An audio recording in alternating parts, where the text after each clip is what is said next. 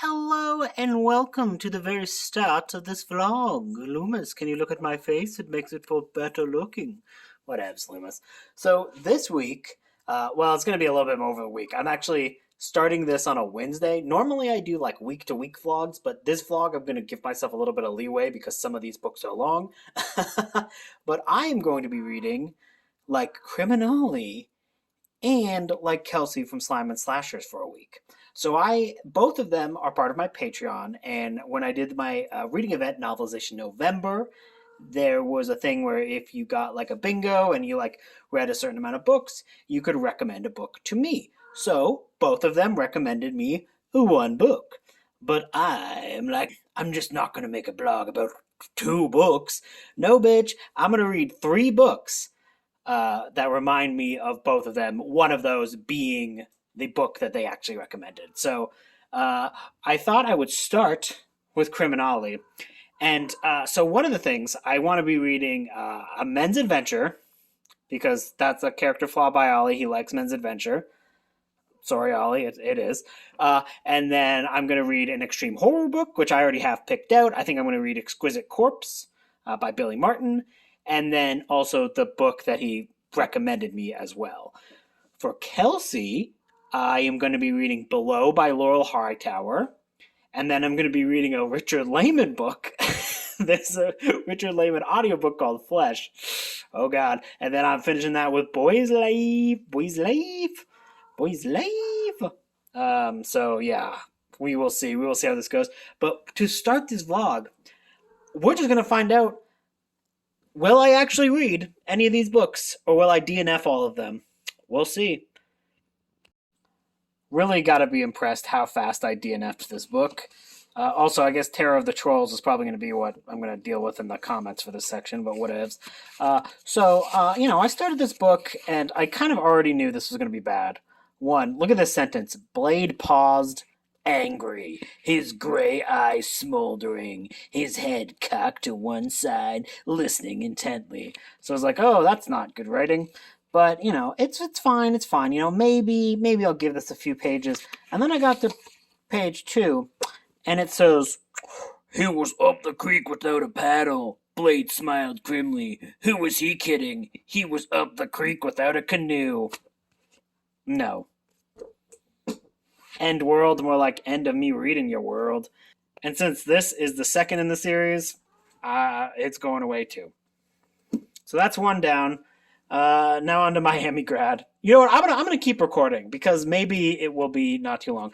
So one of the things when it comes to, if I learn if this book begins and in the first page they mention a caliber of gun, it's gone. It's gone. Okay, so let's see. Acknowledgements. Okay, no calibers in the acknowledgements. Miami Grad. All right. Okay. All right, so let's see. At the far end of the corridor. At the far end of the corridor outlined by bear bulbs. Wow, that's the worst first sentence. At the far end of the corridor, comma, the corridor outlined by bear bulbs in gray wire cages.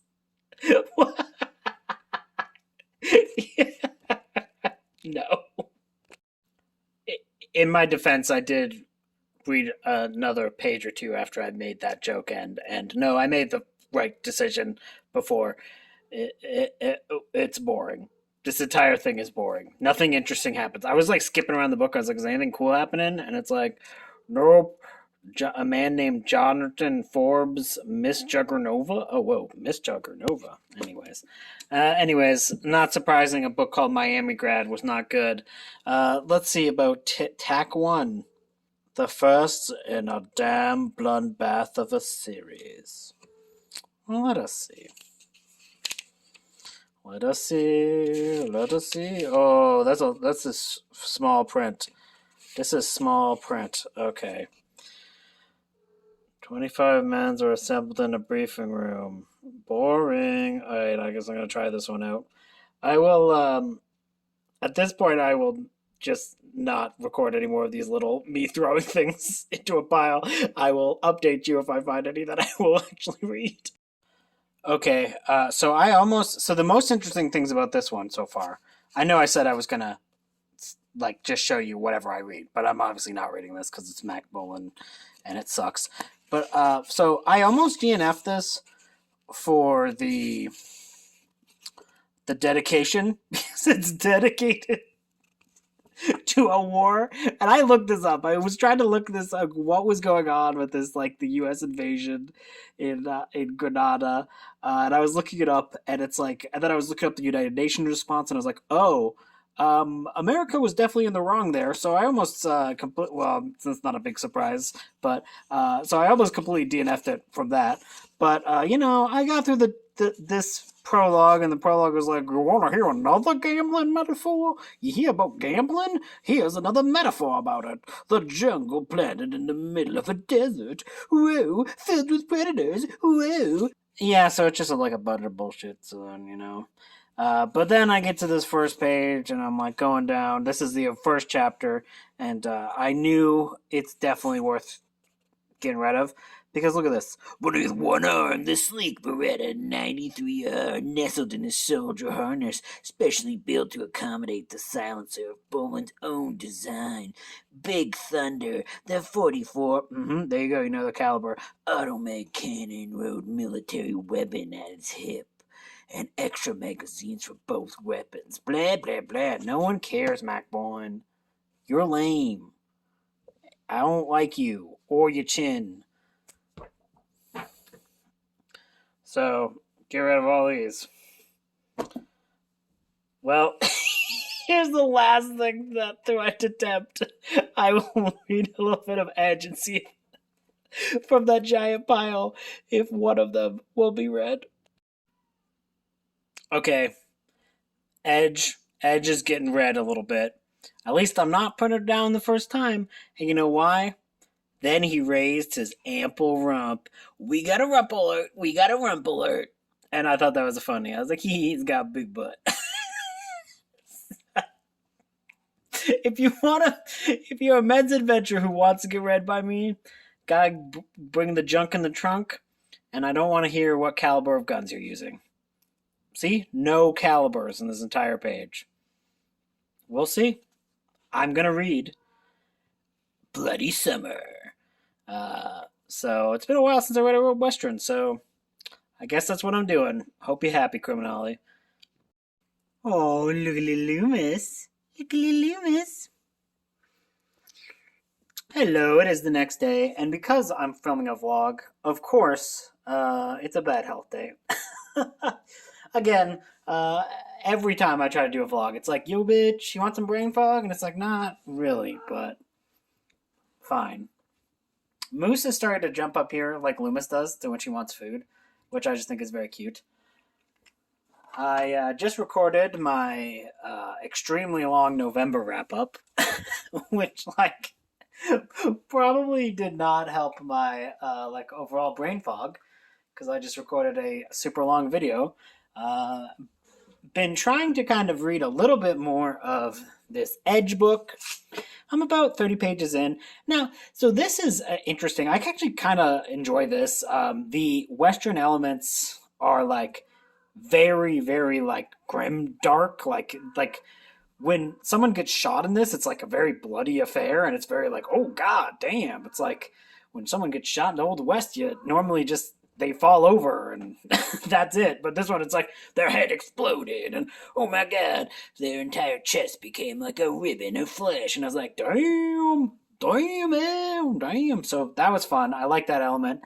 I think the reason why I can get behind, say, like Westerns versus like men's adventure, because like I don't think that they're written that much better. Especially not Westerns like this. Like this one's written okay. There's definitely some like editing errors in this and some like weird wonky sentences. But for the most part, it's not super terribly written. But I think what I like about Westerns versus other men's adventure stories is that like there was always like a array of like describing the settings, like describing what it's like to be like out in the old west, what it's like to be on the plains, what's it like to go through the mountains, what it's like to ride on a horse that goes clippity clop, and like it just kind of like paints like a very cool, interesting picture. Where like most men's adventures, like we're in Las Vegas now, we shoot people, and it's like I don't care. So it's just kind of like fun in that regard. There's definitely some problematic elements about it, especially like how this book talks about Edge, and who is like a mixed race character. They call him a half breed a lot, which is not, which is bad, which is very bad and shitty. And then there's a little bit of sexism here as well. But other than that, it's a pretty fun little read. I'm only 30 pages in. I'm kind of interested to see where this goes. Edge is a bad person. Like he a mean bad man. I don't like him, but I think that kind of makes him interesting to read because he's just truly a piece of shit. Like no ifs, ands, or buts. Like he bad man. So interested to read more of this if I can. If not, I'm just going to start Exquisite Corpse. So, which is an audiobook. So we will see. Can I fight through the fog to watch a man blow people's heads off? We will see. I was checking my phone and I just look up and they're all staring at me. They're all staring at. Look at all. They're all staring at me. What do they want? What do you want? You already had your brekkie. I guess I'll give them more breakfast. Oh goodness gracious. Anyways, I'm about done. Edge. I only have like about 30 more pages of Edge, and yeah, it was a book. It was a book. It was a book. I'll wait till the last 30 pages to give my like final opinion on that. I did start Exquisite Corpse by Billy Martin yesterday, and oh my Jesus, that was dark. It's pretty great, but it's also very fucked up. So,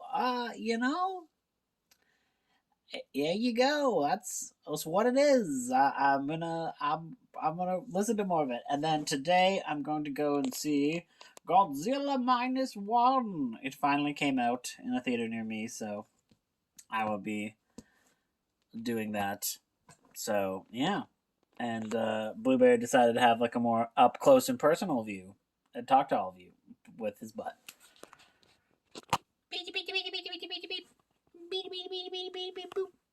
All right, so let's see how this day is going to go. Oh, whoops, I missed the stop button. So I completed this book, Bloody Summer. I'm just going to leave this ambiance. I put this on for the cats, and I just like it. It's just, birds hanging out in the winter. Anyways, so I read this book, and this book completes a prompt for Creepin' Peepin' Corny Christmas because it's set in the summer, and by the summer, I mean in a literal town called Summer, even though the book takes place in winter, which I think is the funniest way to complete a prompt. But anyways, so this book, I know CriminOlly loves the Edge series. He's always talking about it. And this series of books, like, it has the vibes of, like, a much meaner type of Western, like, something like maybe Outlaw Josie Wales, Hang 'em High, like some of the meaner Clint Eastwood westerns and things of that like, which are like very cruel and dirty and grimy. And the action in these are pretty entertaining and good. And I like some of the descriptions of some of the sceneries. But I just think westerns as a genre has so many problems that I think is just insurmountable to me to enjoy a book without something extra. So like, the Long Arm series, it's like they're smutty westerns and they're written in a way that's like avoids a lot of the more problematic elements. Some of them, not all of them, obviously. And I love tales of the modern day for Weird West tales. Like, I really like those tales. But conventional westerns like this is one of those stories about, like, he's a man who hates everyone. He's not racist. He hates everyone. And then it's just him being racist for the entire book. And it's like, yeah, no, we all know what you're getting at with that, my friend. So yeah, it's kind of crappy.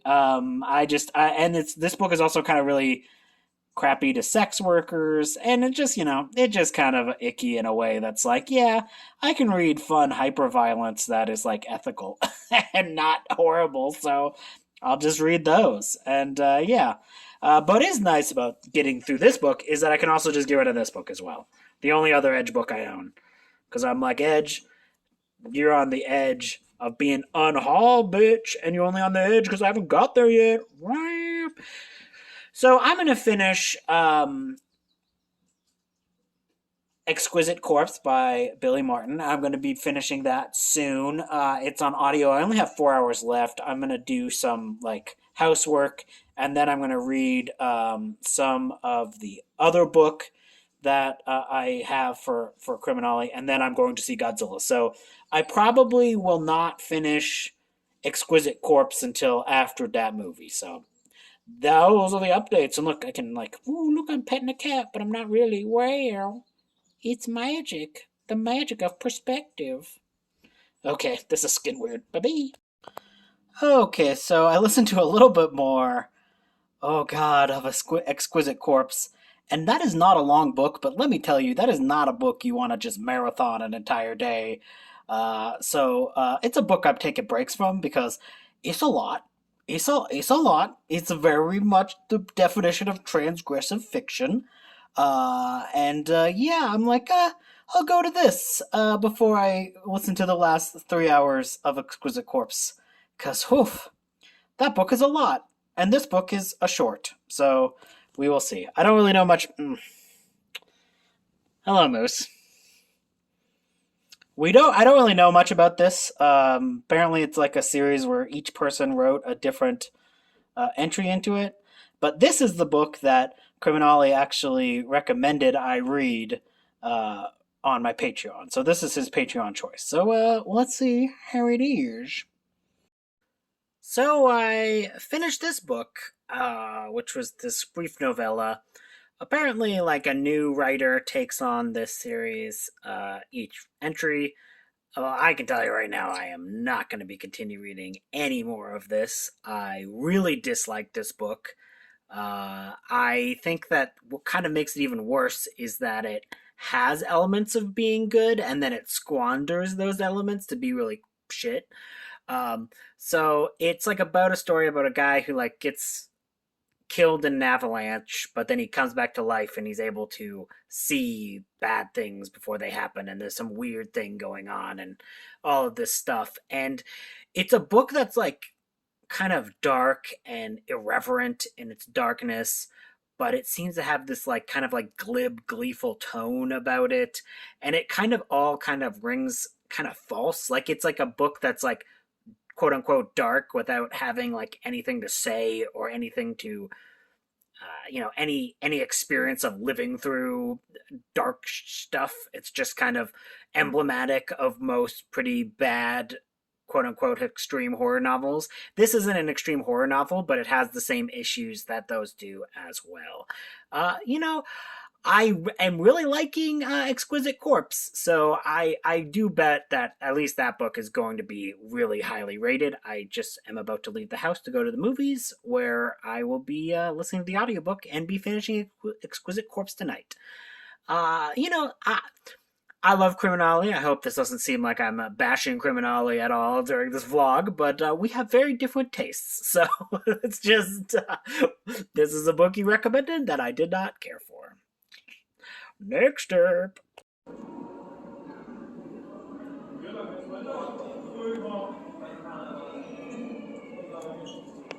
Yo, yo, yo, coming at you from the lamp.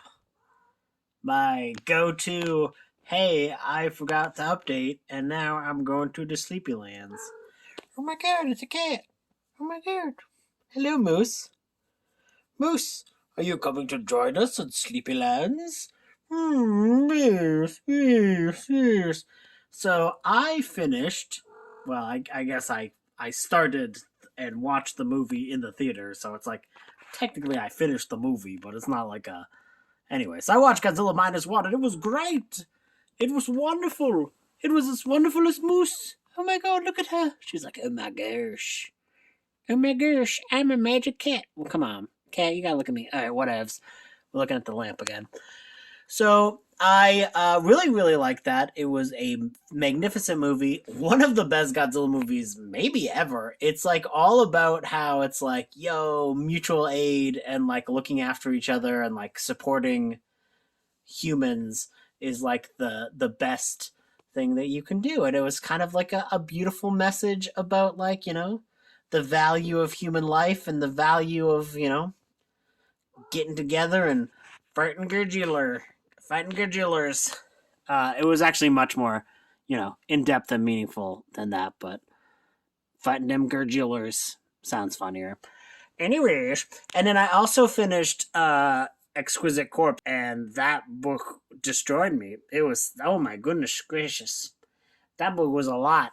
That book was like, yo, bitch, here's a bunch of emotions. Here's the most horrible, gross things you've ever heard, but described beautifully.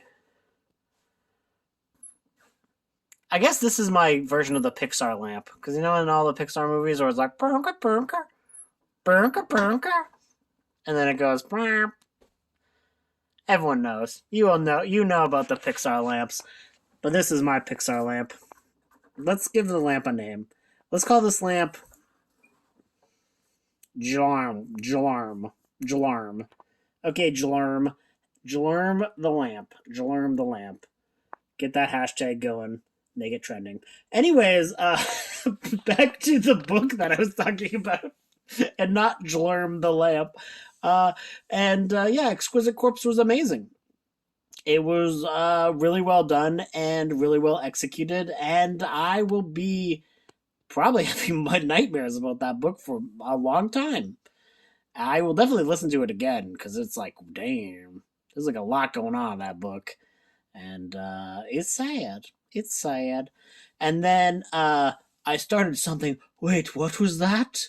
Oh, there's a thing that has to play before I can talk about the next part of this vlog, and it's gonna happen now. Flamp. No, wait, can't be flamp. Nope, didn't happen there because I went flamp. Instead, it has to be boosh. Push, push, push, push, push, push, push, push. Flam.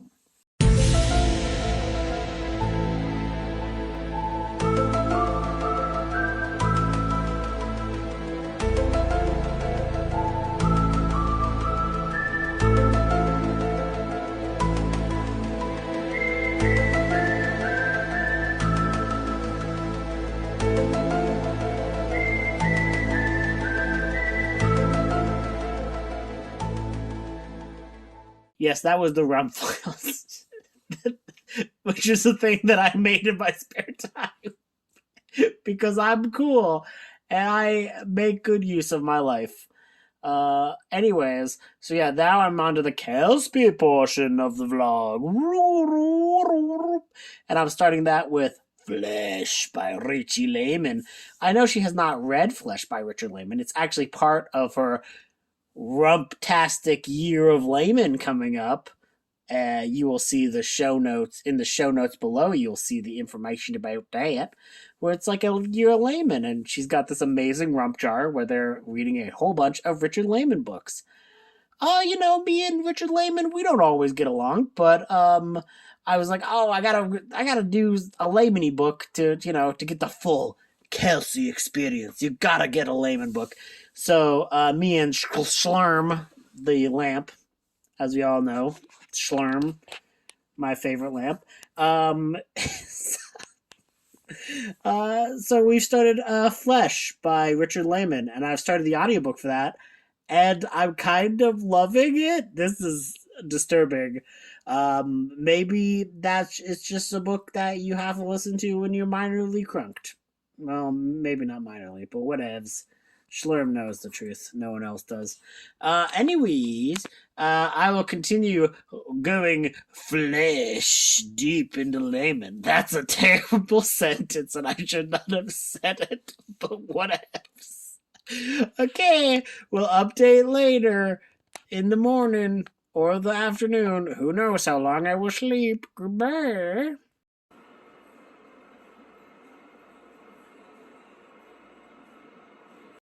Who wants the goodies? That's right, it's time for some catnip. Oh, got some catnip. Got some catnip. You want some nip snips? Yeah, catnips. That's. Anyways, not like Richard Laymon nips. Anyways, there you go. Enjoy your drugs, kitters. Enjoy your drugs. Currently on Kelsi Sprints right now, her Patreon Sprints. And it's apt because I just finished the Richard Laymon book, Flesh. And I don't. Guys, this is weird. This is a weird thing to admit, but I kind of loved a Richard Laymon book. Like, I actually really enjoyed Flesh. It's a 4-star read. Like, for the longest time, I was like, oh, this is going to be a 3-star read. Because I was enjoying it, but I was like, it is what it is. Like, you know. But then the freaking ending happened, and it was like really well done and like really tensed, and like it got my like heart going, and I was like, oh my god. And then I realized, I was like, wait a minute, is this a Richard Laymon book where I'm like actually like really invested in all of these characters? And it's like, yeah, it is. I mean, it's got all of his like trashy trademarks, but I think like one, they're all adults this time, so when it's like they're boobies is boobies, it's like I mean, this is just how Laymon writes at this point. So like I'm used to that. Plenty of rumps, as always. I mean, it is a Richie Laymon book. But like the plot of this is actually pretty fun because it's like the idea is like there is this worm thing that like latches into people and causes them to like be evil, crazy murderers. So like it's got that kind of like Invasion of the Body Snatchers, the movie The Hidden, if you've seen that. Freaking Jason Goes to Hell, like that kind of vibe where you like don't know, like, oh gosh, is this person the killer? Oh, and there's some like really awesome freaking action sequences, and like the villains are like, oh god, it's like so gross. And it's, I don't know, like it was really kind of interesting story, great ending. And yeah, I mean, I kind of just I liked it, and like the characters were well done. I mean, like again, it does have the like the normal shortcomings of a Laymon book, the excess of everyone being sexualized, but also like it was. I'm kind of like there was one of the friend groups. So there's like the 3 girls who are like the main characters in this, like their friend group. One of them is definitely like a bigger girl, and like it's not written super well, but her character is actually pretty well realized, and I really liked her character, and I thought her character was interesting. So like some of the ways people talk about her, and like and like how she's kind of described is like fat phobic in a way, and definitely I would say definitely is kind of written that way, but she's also like a fully realized character. So I was kind of like, it was really interesting in that, like, I was like, no, I like this character. I think she's interesting. She's got some cool things going on. She's not written like the absolute best, but she's still written much better than, like, say, Stephen King. Because Stephen King cannot write a fat character to save his life that isn't a child. He has, like, empathy for, like, fat kids, and then that's, like, no more empathy. But, like, this one was pretty well done, and, she's a sexual object just like everyone else. So it's like, oh, that's kind of nice in a Richard Laymon way. Yeah, I mean, I'm just look at this. This is I guess this is what we call a problematic fave in the business, because I understand why everyone does not like Richard Laymon books, and I don't like most Richard Laymon books. But for some reason, this book just kind of hit me. The characters, I liked them. I like the action. I like the monster's tale story, and it has a great ending. And I was like, damn, this is the one. I don't, and again, this is not going to change me and like make me go like, oh, I got to read more Richard Laymon. But I think it does lead me to at least give Richard Laymon one more shot. So Kelsi is doing the Year of Laymon. I'm definitely going to join in on one of those. And Flesh has convinced me that like, I'll give one more Laymon a shot. I'll give one more Laymon a shot, and just to see, because this was just like a fast-paced, well-realized novel that had some creepy scenes, extremely trashy, but the kind of trashy that like is fun. It's like a really well done B movie, and especially when all the characters are adults, it's not a big deal. I mean, like they're like 21. They're like college kids. But they're all specifically 21. So don't fight. Don't fight. So next up, I have Below by Laurel Hightower because, of course, Kelsi loves the Mothmans. And also, Kelsi just gifted me the audiobook for I'm in Love with Mothman. So obviously, I'm going to listen to that one too. And then end with Boy's Life. So we're about to do a Mothman double feature. Keep on killing it. I feel like they want something. I can't imagine what it is, but oh damn, they want to have a fight, I guess. All right, all right, all right, all right. I'll give people the foodies, and there's Moose. She's like watching over them. She's like, "You plebeians, I get my food outside of the room." What do you say, Loomis? He says, "Feed me, bitch." Oh, so this is what they wanted. And yes, apparently Moose was like, "Yo, I'm gonna steal Loomis's spot." So I had to put Loomis's bowl under that because Moose was like, "Ooh, you got a pretty good thing there going, Loomis. It's my spot now, bitch." So I'm glad they're all eating peacefully together because yesterday Blueberry was like attacking both Loomis and Claude. He just got really. I think I gave him too much catnip, and I don't think Blueberry reacts well to catnip, so I will not be nipping him as much in the future.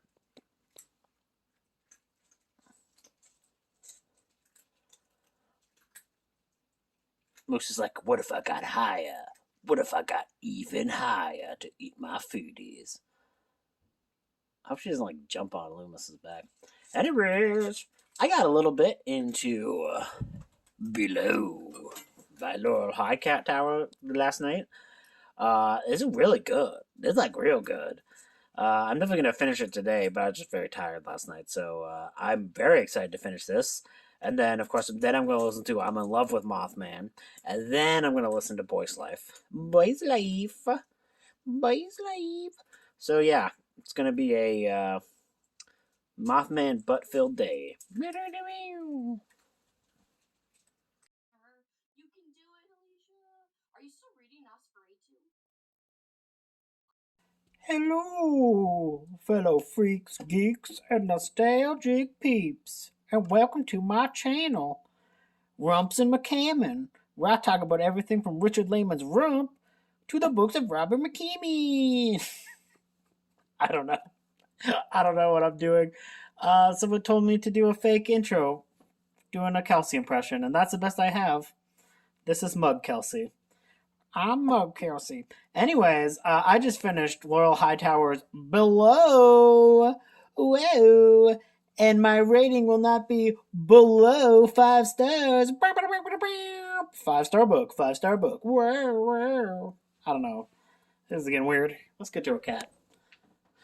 Lewis, I know you're sleeping, but you're just going to be here while I talk about Below. I really like that book. That was my first Laurel Hightower book. Mothman. Mothman is continuing his ways to make sure that you get rid of all the toxic men in your life, which, good for Mothman. I trust him. He is worthy of love. Yeah, that was great. It kind of reminded me a lot of Christina Henry's Near the Bone, which is one of my favorite horror books of all time. So it is in good company, isn't it, Loomis? He wouldn't even look at the camera. Let's go to Claude. Claude, you'll look at the camera. Yeah, it was a short novella, but like it gripped me and like got me like really spooked. And I think the character is like so well done, and everything she goes through is so harrowing. And like I was like, oh my goodness, like that was awesome. That was a really and there's like a lot of cool creatures, and I was like, damn, I'm scared. I'm cold, and I'm scared. So yeah, I really liked Below by Laurel Hightower, and I started Boy's Life by Roger McCammon. No, Robert McCammon. And I'm only the first hour into the audiobook, but holy moly, that book is freaking good. I'm like, damn, this book is great. So guess I'm going to be listening to that next and for the rest of the day. So pushy, pushy, pushy, pushy, pushy, pushy, pushy, pushy, pushy, pushy, pushy, pushy, pushy, pushy, pushy. Pushy, pushy, pushy, pushy, pushy, pushy, push. It's not a fetus. So today I'm going to continue listening to Boaz Life. And I'm really liking that book so far. I'm only about 5 hours in, but I absolutely am loving it. I think there is so much rich detail. And it's not, I feel like this is a book that kind of gets like written off as being like an over idealized version of childhood kind of thing, but it's not. I actually don't think it is, because it still deals with all of the like horrors of being a human on this earth. And it's like set during the 1960s, which is like, if you know anything about history, it's one of the most tumultuous times to ever happen, where there was so much social change and so much wild things that happened, and that stuff gets touched upon there. Like racism is like a big part of this book in terms of like talking about what it was like growing up back then. And like I think it's just talking about what it was like as a kid who wasn't fully understanding all those like big social changes to live their lives and like experience everything through it. And it talks a lot about like some truths about childhood. And also there's a freaking river monster. Nobody told me there's a river monster. Kelsi, why did you not tell me that this book has a river monster?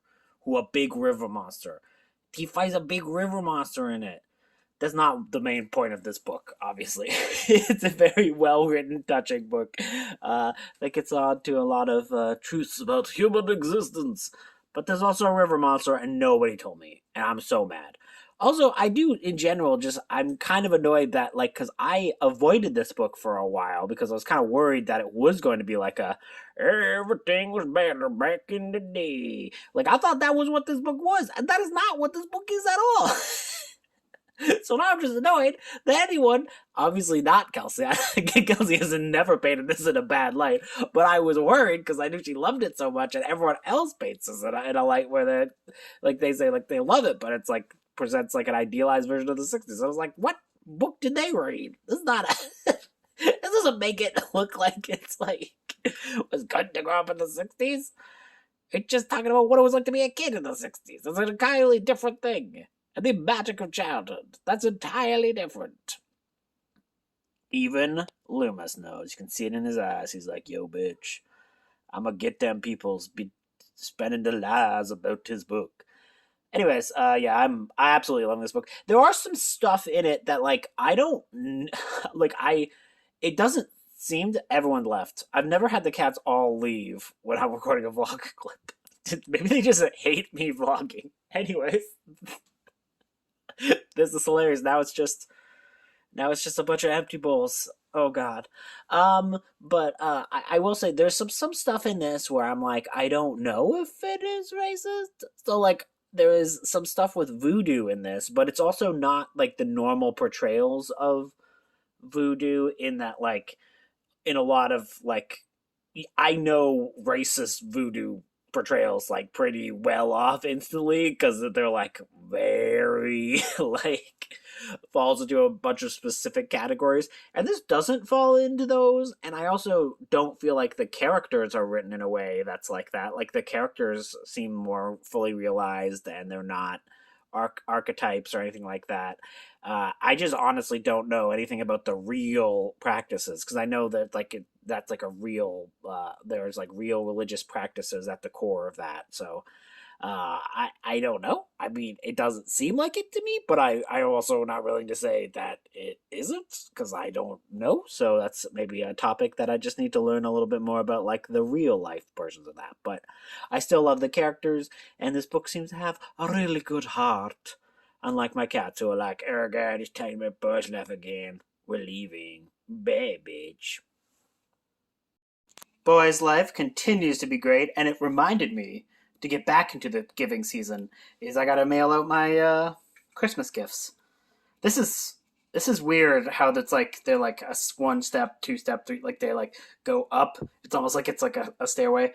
But you know, I gotta send one to Elizabeth Sagewood, Amy from Amy Noel Reads, and then Kelsi from Slime and Slashers. So I have to send this now because if I don't, it's not going to arrive in time. And as is, it's probably going to arrive late. Also, don't ask me how much it costs to ship. It will be a lot of money, but it's fine. Don't worry. That's why I'm here for friends. This friendship. Friendship is worth the money. I also know I'm getting money from people like parents are giving me like they're giving me money for Christmas, so I will just consider one of those Christmas money batches payment for being a good person and shipping gifts for people. Ah! Oh yeah, I have to buy like cards while I'm there too. I'll buy one extra card and then I'll fill them all out like that. I don't know what I'm doing. So that was an adventure. The Canadian post office was down, but they could ship things to America. Probably a good thing, though, because that wasn't cheap. So let's just say that, Elizabeth, you're going to get a post Christmas present, like in February. Uh-oh. It's okay. I have two other packages here as well. One is for one of my other friends, and then I have a set of books going to Michael K. Vaughan as well. So those two I just didn't get a chance to ship as well. Good thing I didn't bring this one because it was also going to Canada. So I could have brought Michael K. Vaughan's, though. I'll do those all another day.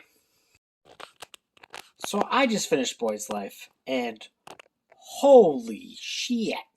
That book is amazing. I cried so much. That is a book where I'm like amazed by how many different points of that book that I cried at. Like there was like so many tears and like it was like really beautiful and really well written and really like, captures some like internal truths and eternal truths about being young. And it was just so heartwarming. It's very sentimental. Yes, it's very sentimental. But you just give into it. Look at me. I got a bunch of cats, man. I just rescue cats. I'm a sentimental bitch. This is the truth about my life. But I just had such a good time with it. I was moved so emotionally. All the characters are really well done, and I had such a great time experiencing the story. Some scenes in that book I think are some of the best scenes that I've read like ever. There was like a scene where a character is telling a story to somebody of like um, of a different background, and it like perfectly encapsulated the importance of representation in media and why representation matters and how a good version of representation is done. And it's just I don't know, the writing is so good. The writing got me and hit me so hard. And it's like one of those things where just like I had to like this is like a half hour after I finished reading because I was like a blubbery mess because I was like crying in like good sweet ways. Like it was just a sweet wholesome book, but also like it's wholesome and it's about the past, but it's not overly nostalgic because my fear going into Boy's Life was that it would be a, a book that's like, oh, it was much better in the past, and it's like, no, that's not what it is. It's about the '60s and about growing up in the '60s and like the imagination of a child going through the '60s, but and how imagination and all of these new cultural movements were like important to him growing up, but it also does not shy away from the fact that a bunch of horrible stuff was happening back then, and like um, and it's just it was a decade of social change, and all that stuff is in there, and it's like the darkness of the world is in there. It's not flown away or like put off to the side and ignored.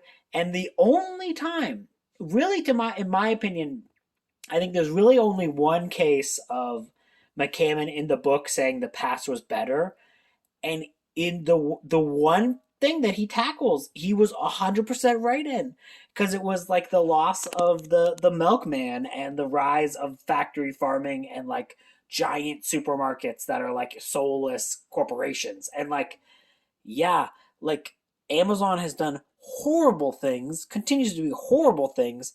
The world right now is going through a whole bunch of horrific changes because of horrible practices in factory farming, right? Like it's like it's a big problem with the world. So it's like no, he was spot on there, But there's even scenes where it goes into the modern day, and he and he is talking about how he sees reflections of his childhood in how his daughter is growing up, and in a way that's not judgmental and is not like a it was better when I was a kid. It's like it just talks about how it's different and how things and the way we experience things changes over time. But if you keep that spark and you keep imagining the world. Oh my god. I know. I'm just gonna sound like overly sentimental now, but it's fine. It's fine. Moose, tell. Am I overly sentimental? She's like, yeah, you are. It's fine. It's fine. This is probably my favorite thing I read all year. Probably. I mean, like, it's hard. Like, I can't have, I don't know. I'd have to go back and look, but I really don't think that anything really affected me as hard this year as this book. I found it a beautiful journey. Now, is it perfect? I would say there is. I don't. The only thing that, about the book that I would say is like, I just don't know is the same thing I was talking about earlier. Is I don't know like where it kind of portrays the life of the lady, is her name, and like I don't know if that goes into some territories that are like problematic depictions of like magical like African American characters, because like that is a trope in fiction, and like there are some who are magical in this book, but I felt like they were well realized, and I thought that they were really interesting characters, and the cast includes a bunch of non-magical versions of those characters as well. So I that would be the only thing where if someone were to come to me and say, "Hey, I had a problem with this because of this," I would understand that. That is like probably my only thing that I'm like, I didn't have a particular problem with it, but I'm also not going to be like, I know the answers to that one. So if that is something that someone has a problem with, I of course I respect that. But looking online, some of the reviews are just baffle me because they all seem to be about the mystery at the center, and I'm like, well, I like that. I like that element. I especially like how that element ends. And how that all wraps up, but like I don't think that that was ever the entire point of the story, and it's if anything, it's like a really in-depth look at the effects like witnessing a horrific crime can have on a person. So I think that the slow, gradual approach to it and having big swaths that are not directly related to it work because of the fact that it shows the prolonged exposure on a person after they witness something that's like a horrible crime, because like the book does open with like the boy and his father like coming across this car that is like sunk, that's fallen off a bridge and is about to like sink into a lake, and his father goes in and tries to like save the person who's driving, only to discover it's like somebody who was murdered. And the kind of through line plot, but like it's only like one of many plots, is that is trying to figure out what happened to this person and why they died, and solving the mystery at the center. But I don't even think it's at the center. I just think it's one of many different plot lines going on. And one of the things I really liked about this book is that all of these other characters feel fully realized, and you feel like they're going through adventures and they're going through journeys of their own, even though you don't get to see all of that journey. And it's because it's focused on one character, but it's not at to the detriment of the other characters, because like real life, other people got other shit going on, and you can kind of sense that through this story, that there's more going on to all these people that you meet and these people you interact with and you see on a daily basis, and they go through changes and developments and all of these things. You don't get to see their full arcs, but you get to see points of their arcs because of where in the how the story is being told and from what perspective it's being told in. So I thought that all worked. Again, really emotionally moved me, and yeah, I just had a great time with this, and yeah, uh, sorry, Ollie. I feel a little bit bad because I loved all of Kelsey's ones, including a book that I was like, this book is just like the best thing I've read all year, and that I did not like all these books except for Exquisite Corpse. I loved Exquisite Corpse, which even Ollie I don't think like loved Exquisite Corpse. So that was just an extreme horror novel that I knew you read. So whoop whoop whoop whoop whoop. So yeah, this was an amazing freaking vlog. There's 3 5 stars in this vlog, and yeah, I don't know. I think I'm gonna just edit this vlog and post it in like the next hour and a half because yeah, oh my jagosba, I was just amazed by this. So yeah, the only thing I can say about this is Ollie was wrong. Kelsey was right. The nest is amazing. Go Team Nest. It's me. I'm a giant cockroach. Who knew? Who knew, Blueberry? You're being eaten by a good book about giant cockroaches, unlike Ollie's opinions, which were wrong about that book. Bleh.